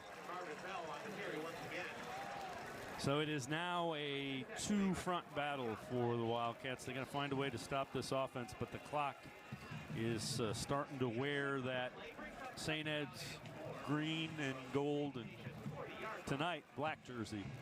Well, everybody talks about the 2-minute offense, but the 4-minute offense can be almost as valuable. And that is the lesser known brother to the 2-minute offense. When you get the ball and you got to run out the clock and you got to keep it for 4 minutes, that's what we're seeing here. Bullocks being patient and letting that play clock go down inside 5. This time they give it to Mason. Kyle Mason thrown back by Haddad, a good job. But again, it's going to eat up another 40 seconds off of that clock. It'll bring up 3rd down 5. Yeah, look at Kai Mason. This is just so smooth. And Cody Haddad, shout out to the sophomore for Ignatius. That's about the 6th straight play that Cody Haddad has come up and made. Of course, his father, Drew, played at Buffalo in college and then with the Bills and the Colts in the NFL. His older brother, Brady's a senior and a wide receiver on this team. Bell knocked down, gets across the 40. 4th down coming. But that will take the clock inside of 4. Punt unit coming on for the Eagles, trying to give the Wildcats a long field. And I agree with this decision. Yep. You know, this is a great call right here. Put it on your defense. They've been so good. You see Coach Lombardo. And they got 15 seconds, and you know, you never know here. You can take the 5 yards because you're kicking from your midfield. And that's what I was going to say. Yeah. Is, you know, it might be better served just to take it and give your punter, Ben Lavelle, a little more space. And that's what they're going to do. Well, no, they got offsides, but they're still going to take. They got a guy. They had movement. That was Patty McMahon. It's the same result. Yeah. You take the 5 yards and you let the clock expire there, and it's down to under 3.5. Yeah, I said Patty McMahon. I'm sorry, Patty, because they gave it to somebody else. The penalty.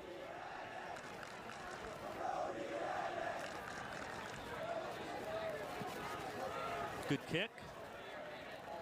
Haddad will let it hit. It goes inside the 10, down inside the 5. Good coverage by the Eagles as they will give the Wildcats a long field, just over 3 minutes remaining in this 4th quarter.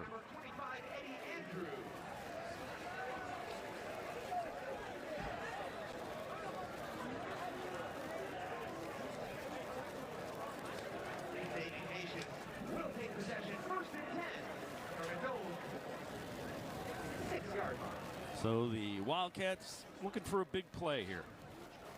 And for St. Ed's, this is the 64th meeting between these two teams, and surprisingly only the 5th time they've met in the playoffs. But this, if they can hang on, would be the 6th consecutive win over their rivals.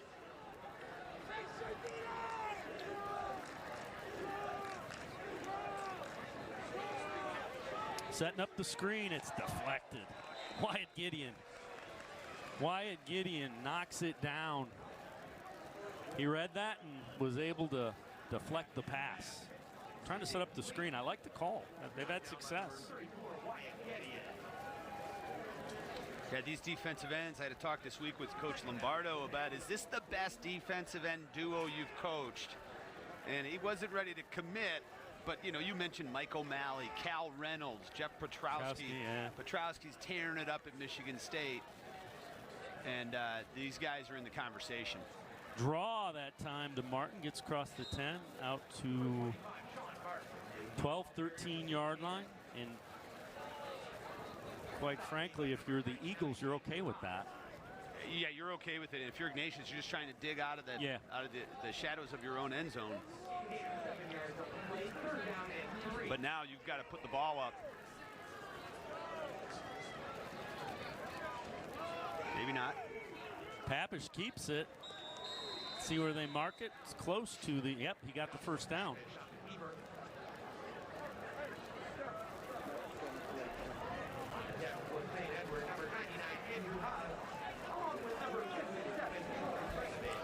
Approaching 2.5.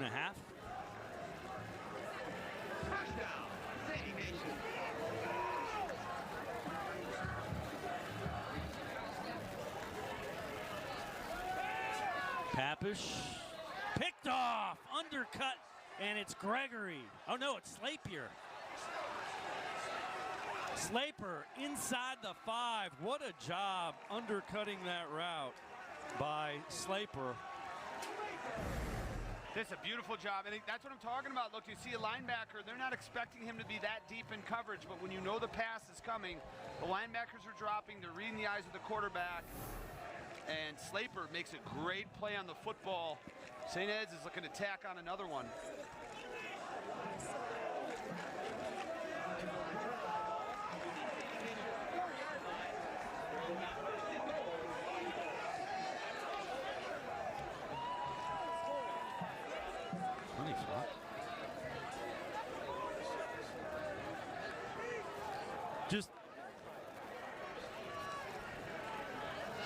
Just over 2 minutes remaining. There's Marvin Bell again, and a nice job. Cody Haddad again.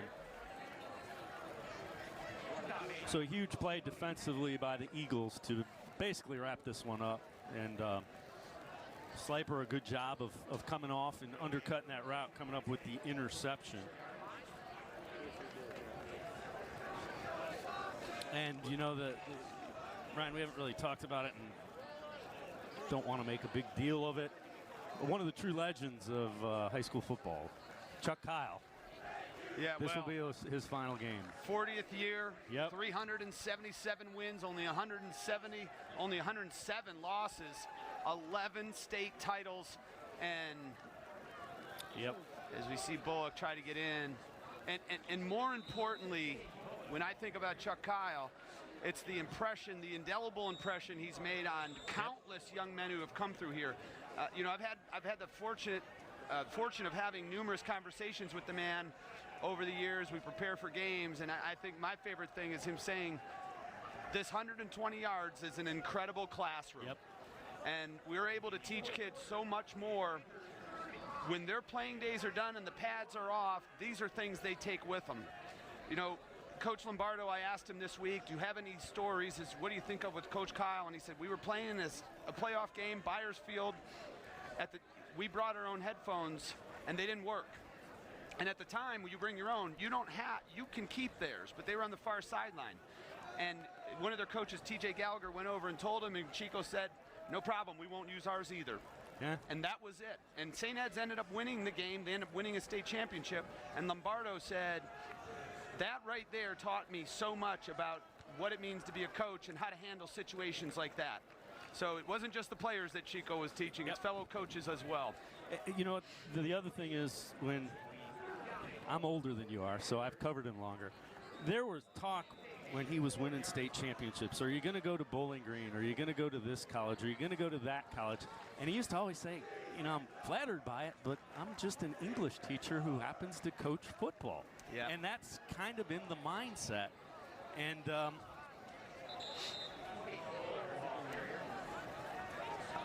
You know what, Dave? That English teacher won 11 state championships. Yeah. And is one of his fourth most wins in OHSA history as well as he retires. Let's take a look at our player of the game, brought to you by Alt Care Health Plans. And this guy is just outstanding all game long, Marvin Bell. Yeah, I think he carried the ball every time from the running back position except one. And when they called his number, he responded with runs like that, powerful, putting his head down, knowing I'm going to wear you out before I wear down. Marvin Bell, what an outstanding performance to help propel his team to the regional finals. And there is a good look at Chuck Kyle, will retire as one of the all-time winningest coaches in OHSA history and has impacted the lives of, he's coached a lot of NFL players. He's coached probably more doctors, lawyers, and judges than anybody in the state of Ohio as well. 4th down and 2. Bell gets into the end zone for the touchdown. Inside of a minute remaining. And Marvin Bell, we already called you the player of the game, man. Wants to tack it on. But it's been a great performance for Marvin Bell and this St. Ed's defense. And no matter what Ignatius did to them tonight, St. Ed's responded by swinging, and that's a credit to that man, Tom Lombardo, his entire staff, and this team. And Dave, there's a reason they're ranked #1 in the state. Yeah, without question. Point after, high snap is handled. Point after is knocked through, so it is 28-7. This defense is legit. Every bit as good as advertised. Yeah, the offense isn't too shabby either. Yeah, there is that. I mean, you can run the ball and you can play defense, and your quarterback can make throws if you're going to cheat up on him and force him to do it. Yeah, look at this blocking, though. Beautiful job, and you run behind the Armstrong twins. You get the block on the edge by the wide receiver, and Marvin Bell. That's a physical, strong running back. He gets down that close, it's going to be hard to stop him.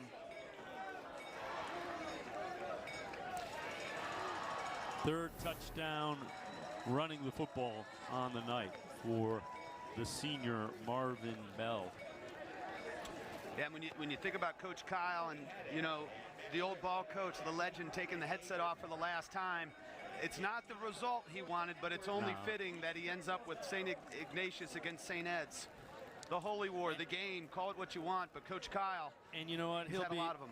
He'll be proud of the way his guys battled. You know, they battled, they went down swinging, and didn't go the way that they would have liked it to.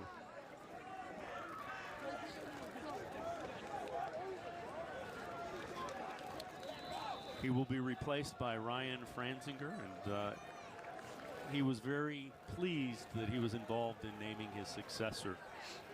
Haddad with the return, and Cody Haddad gets knocked down short of the 30-yard line.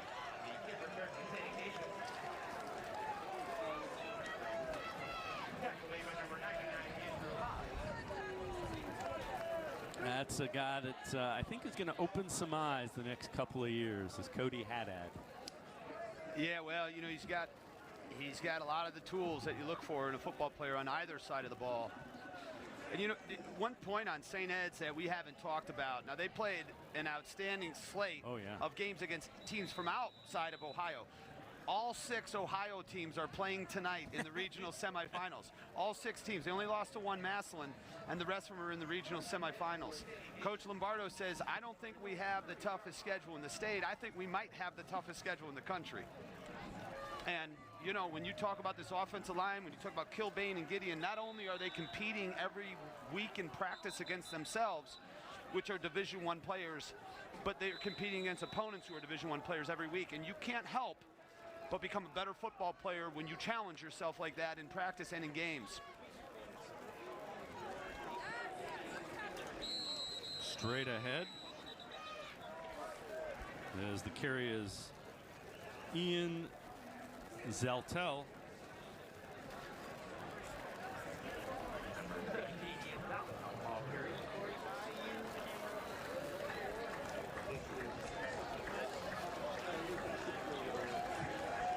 And there is, well, they're going to run another play. They didn't have to.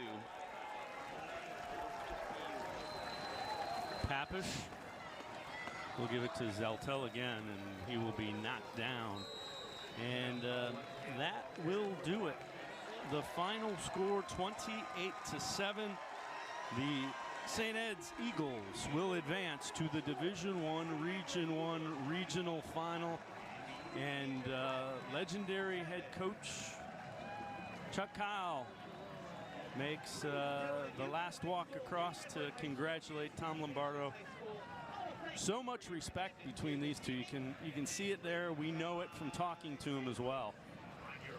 Yeah, well, Coach Kyle, you know, gave his thoughts on it as well, and he said, I've known Tommy for a long time. He goes all the way back to John Gibbons, of course, who was Coach Lombardo's, and there's Ryan Franzinger there as well. That's the head coach in waiting, if you will. And Coach Kyle, real quick on this rivalry, said there's a lot of energy with this game, but at the end of the day, we're just two football coaches who respect each other and love to talk about the game.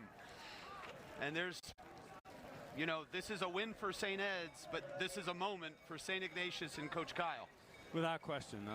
He is one of the guys that is just the classiest and one of the good guys who's been doing it since I was in high school. So that's how long ago he became the head coach, 1982. And his offensive coordinator was my former baseball coach, Nick Restifa.